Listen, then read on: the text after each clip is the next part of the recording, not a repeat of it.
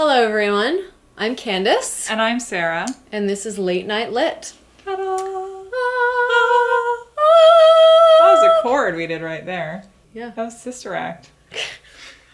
We're not talking about Sister Act. No, we're talking about food. So, November is Food Month at Late Night Library.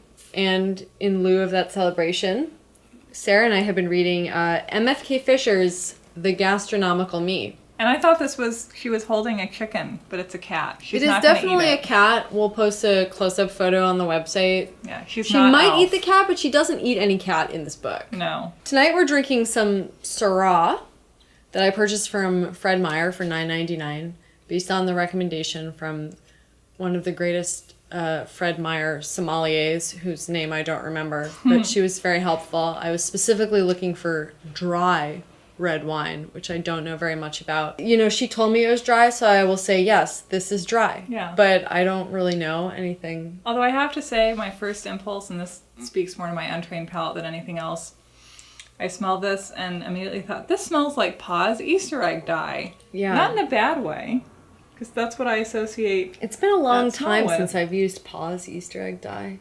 Yeah, me too, but it stays with you, right? Let's talk about the bouquet. We should talk about what our wine tastes like. Okay. I'm going to taste this wine. Wait, okay, I should smell it first. It smells like PAAS Easter egg dye. And blackberries. Did you spin? Sorry. I don't know. It's just wine. It's wine. Yeah. But anyway, let's talk about M.F.K. Fisher. Yes. So this is the first anything I've read by M.F.K. Fisher. Me too, although I've been hearing about her for like 12 years. For sure. When I was in grad school, I was told several times to read M.F.K. Fisher. M.F.K. Fisher is like the godmother of food writing, right? Like she's it. She really is it. This is a collection of her shorter pieces. It spans from 1912 to 1943, her experiences with food. Mm-hmm. So she begins in her childhood, like her first interactions with food, and then moves through her life. A lot of it takes place, she's traveling through Europe, and obviously the food is very exquisite there. And so we go from like Southern California to where she goes to college, which is like Illinois, right, to France, to various ocean liners, to she's on boats Mexico. A lot. Yeah, really extravagant boats. This is a book about food, obviously, but it's very much so a book about people and people's relationships with food and the way people interact with food and what a huge role it plays in their lives. And M.F.K. Fisher has this great knack.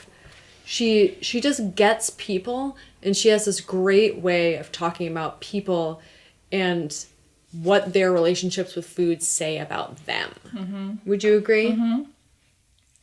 I had to swallow my wine. But yes, I would. And I think it's interesting how we get a lot of stuff through food and through meals that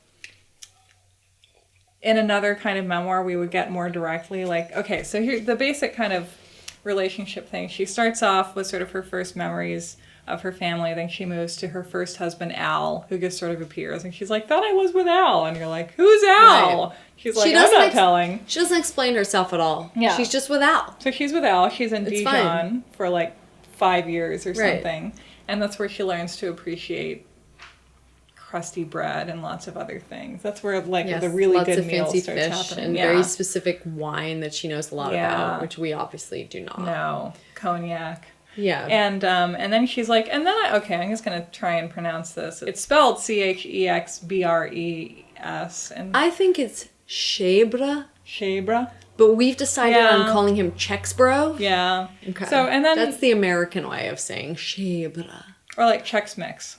Yeah, or Chex Mix. But he's apparently this amazing guy, but we don't hear anything about him until we get to the start of this chapter, kind of midway through the book. And she's like, and then I was with Chexbres, and I left Al, and we went on an ocean liner to France, and Chexbres was great. It comes like, who's Chexbres? What's happening? She very casually mentions her divorce all of a sudden. Yeah. She says, and then I was talking to so-and-so about our divorces. And you're like, wait, what?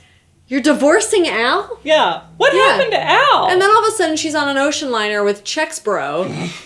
And it's full of Nazis, too. That's another interesting thing. Right. We've got a lot of Nazis in here. 2 major relationships and also World War II. But it's all refracted through food. Because it's like, what are the Nazis eating? What is Chexbres eating? And how else are you going to take on Nazis, right? It's true. It's a good distance that she maintains. She doesn't get political. She puts some of her feelings in there about the war, but it's not overbearing at all. She never loses what her main focus is. I mean, here's just a character sketch that I guess to open to, because we also get her two, all these major relationships that we get through food, and all these little people who come and go, and who we get through kind of their eating habits and their attitudes to food. So here's Chris. He's on the ship full of Nazis, I think. Chris was the steward. He took care of our drinks, our wants on deck, and in the big room with the piano, and our behavior. He was the crankiest man I have ever met. He was dreadfully bent with arthritis. Although I wanted to pronounce this in like the old-timey way of arthritis. Yes. You know, I imagine her saying like arthritis and Los Angeles and things. She would, right? I mean, arthritis. She would say arthritis, yeah. So that until we grew used to him, it was active pain for us as well as him to order a bottle of beer and have him shuffle along the deck with it. So I guess like we get this steward on the ship who's sort of their companion for this period of time, and we get who he is by kind of what it is to watch him take a bottle of beer down the deck of the ship, and that's and like everyone we get, we kind of see who they are through food. To me, the best secondary character in this was the crazy waitress. Yes, at that one place where she was alone. Yeah. And the waitress who was obsessed with the trout. Oh my goodness. Yeah, she pays a lot of attention to waitstaff, which I think is wonderful. Because waitstaff never get to do anything in any other book. It's true. And all these people know a shit ton about what they're talking about, and she really values that. And I also think that would be a good way to segue into our discussion about class. Yeah. How she's this really interesting character in her own book, where we don't know much about her class. I mean, she travels upper class most of the time when she goes on these ocean liners. She clearly has money because she's going to these fancy restaurants. Her first husband is a doctoral student, and then we don't know what Chexbres does. But they have money for this big estate in Switzerland. They have money. They stay they stay in people's houses. They're doing fine. But if she were truly upper class, she would not be writing this. No. You know? So she has this ability to coexist with the upper class and live in that world, but have the eye and the observation skills of someone who is not in that class, because she's seeing both sides of it, you know, and that's a really wonderful part, is she sort of ends up being kind of this fly on the wall where she's experiencing the food and the people, and she's really truly seeing both sides of it and appreciating both sides of it, you know. And her nationality is also like that too, where she sort of, in the book, she leaves America when she's like 21. She goes to France for a few years. She's in France, she's in Switzerland, she's sort of traveling around Europe, and then she's in Mexico at the end of it. But she's observing American and French and Swiss and Mexican culinary traditions and sort of weird characters the same way that, you know, an impartial observer would in each country. M.F.K. Fisher is clearly a very independent woman, and she's very non-traditional for her era. You know, this is written in 1938. And she's already not apologizing for having affairs. Yeah, she's already had an affair. Anything. She's been divorced. She'd married someone. She got together with someone named Chexbres, who dies. Yeah. We don't even... Like, he has an illness. Chexbres died, I went to Mexico. She's very casual. She's very independent. She's very sure of herself, and she's very non-apologetic about all of these things, which for 1938 is huge. And for now, like every memoir that you read is like, and then I cheated on my husband. It was a very difficult decision to make. And here are the factors. I was very much, etc. And it's just like, I don't care. No, we don't care. Just like, and then she's just like, yeah, you know what? And then things didn't work out with Al. I met Chexbres. He died. But it was great. We had fun while he was alive. And then he died. And then he died. We don't know why. And then I discovered tortillas. Yeah. And mariachi. Like, it's kind of what life is like. It's like someone dies and you're like, tortillas. Without all the self-sorrow. That's what it is. It is. You know? And she strips that out because it's like, you know, she's like, the reader's not going to like that. And it was inspiring. It was.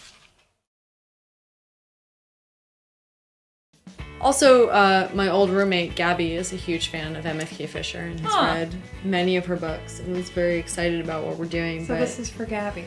Here's to Gabby. Wherever you are. Gotta meet covering my face. Oh. Okay. That's what I was going for. I thought you were trying to block out my face. No, I like your face.